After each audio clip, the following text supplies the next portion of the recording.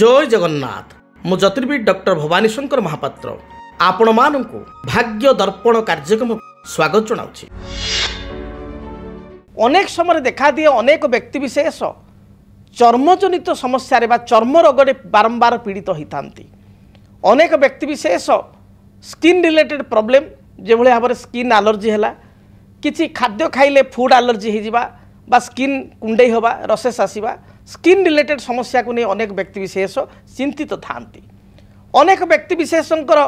मुखरे व्रण होगा बारंबार स्किन मुख व्रण बाहरी स्क्रीन मुख बा मुह असुंदर दिशा बा कई व्यक्ति विशेषकर देहर लाल लाली फली काछु कुंडिया आदि किछि आपणकर स्किन रिलेटेड इन्फेक्शन बारंबार जात होगा युड़िक अनेक व्यक्ति विशेष देखा दे था। एपरिक अनेक समय देखा दिए अनेक व्यक्ति विशेष जो जातक देखाइबापी जातक आनालिसिस हॉरोस्कोप आनालिसिस मो पाक आसी था जो मुझे कहे आपंकर स्किन प्रॉब्लम देखा दूची से एडमिट करती हाँ सार स्किन प्रॉब्लम रोचे बारंबार काख संधि जंघ संधि आपंकर आंठू तले स्किन प्रॉब्लम रोचे पादरे रोचे मेडिसिन खाइले भल हो पुणी मेडिसिन छाड़ीदे किसी दिन पर मन को हो जाऊँगी। एभली देखा दिबार कारण जन्मजातक ग्रह एभली स्थिति शास्त्र अनुसार बा ज्योतिष शास्त्र रे बुध होचंती त्वचा कारक ग्रह स्किन रिलेटेड ग्रह होचंती बुध। जो मानक जातक रे बुध लग्न रे थांती भल स्थिति रे मित्र घरे एवं आपणकर बा निज घरे सगृही लग्न रे थांती से व्यक्ति विशेष देखिए चेहरा रे गोटे अलग प्रकार चमक थाए ग्लो थाए। आप गोटे गोटे झील को देखिए गोटे गोटे पुओं को देखिए पुरुषों को देखिए बा महिला को देखिए पुरुषों को देखिए तांकर बयस जहाँ ताठारु से 15 वर्ष 10 वर्ष कम देखा जाती। तार कारण होचंती तांग जातक बुध भल स्थिति रे अछंती बुध सगृही अछंती बुध लग्न रे अछंती मित्र घरे अछंती। तो एभली क्षेत्र रे लोकंकर व्यक्ति विशेषंकर देखा दिए जे आपनकर बयस कम जना पड़े किंतु से बुध जे कि त्वचा कारक ग्रह बा स्किन कारक ग्रह जदि से बुध केतु सहित युक्त होता है बुध केतु जातक कौन सी घरे एकत्र रही विशेषकर शत्रु घरे बुधंक शत्रु घर कौटा आप निजे जानवे जदि आप जातक बारंबार स्किन प्रॉब्लम होचे आप निजे देखंतु जदि मेषरे बुध केतु सहित युक्त हो गले मेष राशि शत्रु राशि से भली जदि आपनकर कर्कट राशि बुध केतु रहीगले बा कर्कट घरे जहाँ आपण जो लग्न हो जो राशि हो जदि कर्कट घरे बा कर्कट राशि रे बुध केतु रहीगले जदि से भली भाव में बिछा राशि रे बुध केतु रहीगले आपण हॉरोस्कोप रे आपण जेकोसी राशि हो जेकोसी लग्न में जन्मग्रहण करंतु केवल बुध केतु अछंती बिछारे बुध केतु अछंती मेषरे बुध केतु अछंती कर्कट रे बुध केतु अछंती धनु रे बुध केतु अछंती मीन रे एई राशि रे जदि बुध केतु अछंती ताले 100% देखिबा आपण स्किन रिलेटेड प्रॉब्लम रहिबो। आपण मो कथा को वर्तमान ग्रहण करि पारंती निज जातक एबे खोलिकरी देखि पारंती जे जातक रे बुध केतुयुक्त हेछि कि नहीं देखंतु आगो जदि जातक रे बुध केतुयुक्त हेछि एवं बुध केतु एई घर मानकर अछंती ताले सीरियस स्किन रिलेटेड प्रॉब्लम आपन रहिबो बारंबार स्किन रिलेटेड समस्या रहिबो। जदि से बुध केतु को शनि देखुचंती से बुध केतु प्रति मंगल को दृष्टि अच्छी ताहले आपण को स्किन समस्या बारंबार बढ़िबो सारा जीवन आपण को स्किन रिलेटेड प्रॉब्लम सहित गति करिया पड़िबो। देखिए जन जन व्यक्ति विशेषकर कौन किछि ना किछि खाइदे फूड एलर्जी हो जाए तो बुध केतु ताई दायी थांती। बहुत व्यक्ति विशेषकर आपण तल पादरे कुंडई हवा बारंबार काछु कुंडिया आदि रोग रहिबा संधि स्किन रिलेटेड प्रॉब्लम रहिबा एगुड़िक देखा दे थाए। एपरिक जदि शुक्र जातक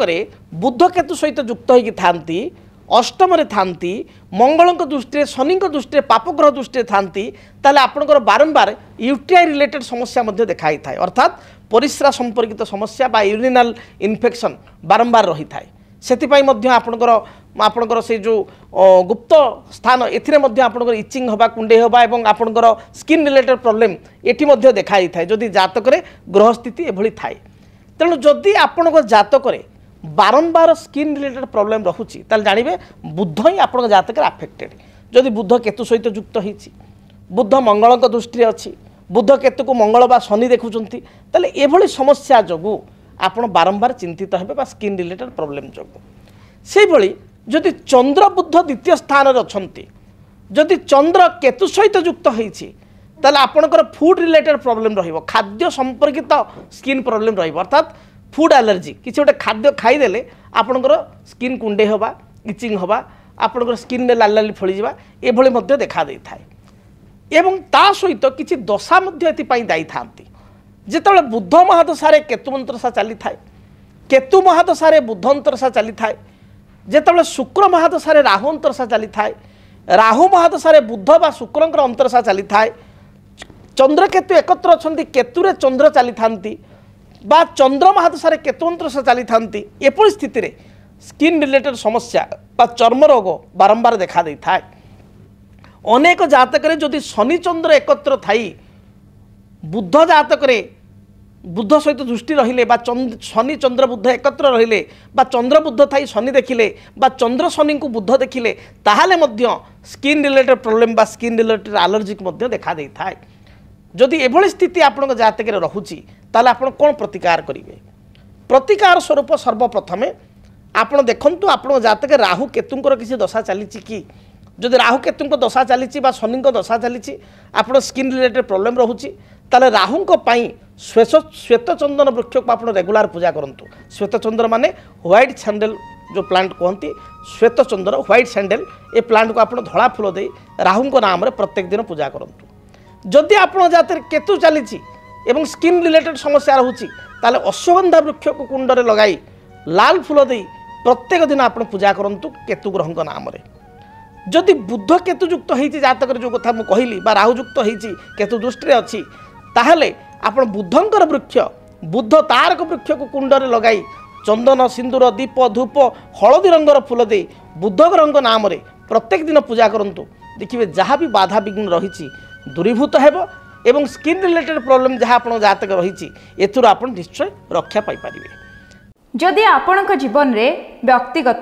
पारिवारिक समस्या कर्मक्षेत्र नियुक्ति वैवाहिक समस्या वास्तुदोष एवं माली मकदमा आदि समस्या थाए ताहेले समस्यार समाधान और परामर्श पाई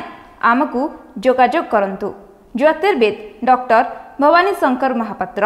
Budheshwari colony plot number 26 Bhubaneswar. Phone number 9776833302 9439444924 आमर वेबसाइट www.srijagannathastro.com। DTV ओडिया देखिवा पई सब्सक्राइब करंतु एवं बेल आइकन को मध्य दबाई दियंतु।